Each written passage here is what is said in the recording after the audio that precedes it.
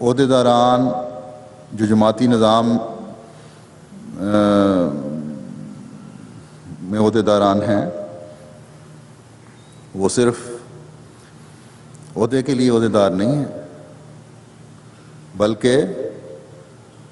خدمت کے لیے مقرر کیے گئے ہیں۔ وہ نظام جماعت جو نظام خلافت کا ایک حصہ ہے کہ یہ ایک کڑی ہیں۔ ہر عہدیدار اپنے دائرے میں خلیفہ وقت کی طرف سے، نظام جماعت کی طرف سے تفویض کیے گئے، ان کے سپرد کیے گئے اس حصہ فرض کو صحیح طور پر سر انجام دینے کا ذمہ دار ہے جو کام اس کے سپرد کیا گیا ہے۔ اس لیے بڑی محنت سے اور ایمانداری سے اور انصاف کے تقاضے پورے کرتے ہوئے اپنے کام کو ایک عہدیدار کو سر انجام دینا چاہیے، اور ان عہدیداروں میں اپنے آپ کو شمار کرنا چاہیے جن سے لوگ محبت رکھتے ہوں، جس کا ایک حدیث میں یوں ذکر آتا ہے کہ آن حضرت صلی اللہ علیہ وسلم نے فرمایا کہ تمہارے بہترین سردار وہ ہیں جن سے تم محبت کرتے ہو اور وہ تم سے محبت کرتے ہیں، تم ان کے لیے دعا کرتے ہو اور وہ تمہارے لیے دعا کرتے ہیں۔ تو اگر تقویٰ پر چلتے ہوئے تمام عہدیدار اپنے فرائض نبھائیں اور جب فیصلے کرنے ہوں تو خالی و ذہن ہو کر کیا کریں، کسی طرف جھکاؤ کے بغیر کیا کریں۔ جیسا کہ پہلے بھی میں کئی دفعہ کہہ چکا ہوں کہ تقویٰ یہی ہے کہ اگر اپنے خلاف یا اپنے عزیز کے خلاف بھی گواہی دینی ہو تو دے دیں، لیکن انصاف کے تقاضے پورے کریں، تو پھر ایسے عہدیدار اللہ کے محبوب بن رہے ہوں گے۔ جیسا کہ ایک حدیث میں ذکر آتا ہے، حضرت ابو سعید بیان کرتے ہیں کہ آن حضرت صلی اللہ علیہ وسلم نے فرمایا قیامت کے دن اللہ تعالیٰ کو لوگوں میں سے زیادہ محبوب اور ان کے زیادہ قریب اس انصاف پسند حاکم ہوگا، اور سخت ناپسندیدہ اور سب سے زیادہ دور ظالم حاکم ہوگا۔ تو یہاں حاکم تو نہیں ہے، لیکن عہدہ بہرحال آپ کے سپرد کیے گئے ہیں، ایک ذمہ داری آپ کے سپرد کی گئی ہے، ایک دائرے میں آپ نگران بنائے گئے ہیں۔ بس یہ جو خدمت کے موقع دیے گئے ہیں یہ حکم چلانے کے لیے نہیں دیے گئے، بلکہ خلیفہ وقت کی نمائندگی میں انصاف کے تقاضے پورے کرتے ہوئے لوگوں کی خدمت کرنے کے لیے ہیں۔ خلیفہ وقت کے فرائض کے بارے میں اللہ تعالیٰ نے ہمیں قرآن کریم میں یہ فرما دیا ہے کہ فاحکم بین الناس بالحق ولا تتبع الہوی فیضلک عن سبیل اللہ، یعنی بس تو لوگوں میں انصاف کے ساتھ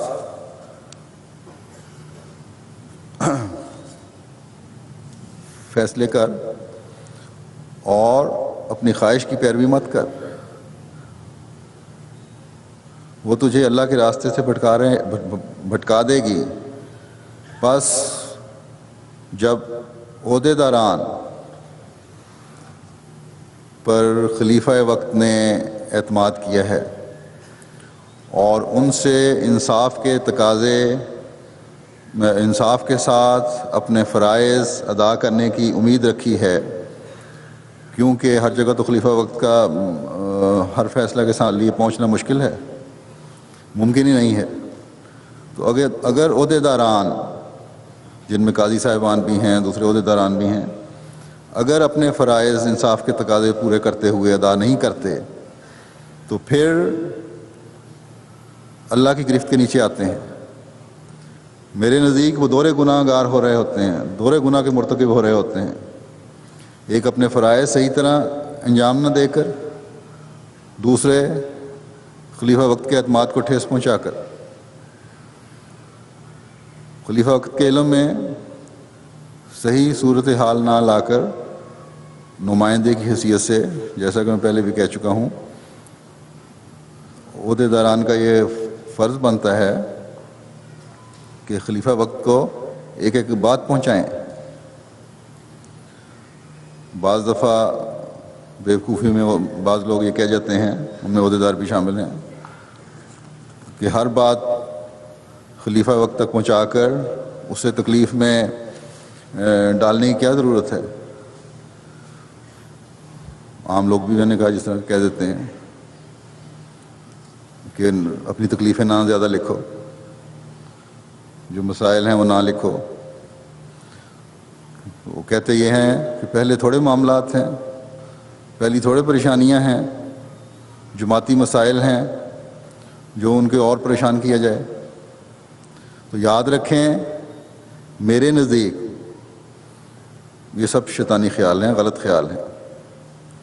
اللہ تعالیٰ کا براہ راست حکم خلیفہ کے لیے ہے، اور کیونکہ کام کے پھیل جانے کی وجہ سے کام بہت وسیع ہو گئے ہیں، پھیل گئے ہیں، خلیفہ وقت نے اپنے نمائندے مقرر کر دیے ہیں تاکہ کام میں سہولت رہے، لیکن بنیادی طور پر ذمہ داری جو ہے وہ بہرحال خلیفہ وقت کی ہے۔ اور جب اللہ تعالیٰ نے خلیفہ وقت کو ذمہ دار ٹھہرایا ہے تو پھر اس کی مدد کے لیے وہ تیار رہتا ہے، کیونکہ خلیفہ بنایا بھی اس نے ہے۔ تو یہ تو نہیں ہو سکتا کہ اللہ تعالیٰ خلیفہ بنائے بھی خود، ذمہ داری بھی اس پر ڈالے، اور پھر اپنی مدد اور نصرت کا ہاتھ بھی اس پر نہ رکھے۔ اس لیے یہ تصور ہی غلط ہے کہ خلیفہ وقت کو تکلیف نہ دو۔ خلیفہ کو جو برداشت ہے اور تکلیف دہ باتیں سننے کا جس قدر حوصلہ اللہ تعالیٰ نے دیا ہوتا ہے، یا خلافت کے انعام کے بعد جس طرح اس کو بڑھاتا جاتا ہے، کسی اور کو نہیں دیتا۔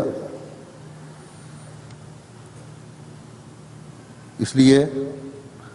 یہ ساری ذمہ داری اللہ تعالیٰ نے اپنے فضل سے اس سے ادا کروانی ہوتی ہے، بہرحال وہ حوصلہ بڑھا دیتا ہے۔ اس لیے یہ تصور غلط ہے کہ تکلیف نہ دو، کوئی تکلیف نہیں ہوتی، اور تکلیف پہنچانا اس حد تک جائز ہے اور فرض ہے بلکہ ہر ایک کا۔ بس اس تصور کو عہدے داران جن کے ذہنوں میں یہ بات ہے کہ خلیفہ وقت کو تکلیف کیا دینی ہے، وہ یہ ذہن سے بات نکال دیں، اور مجھے بھی گناہ گار ہونے سے بچائیں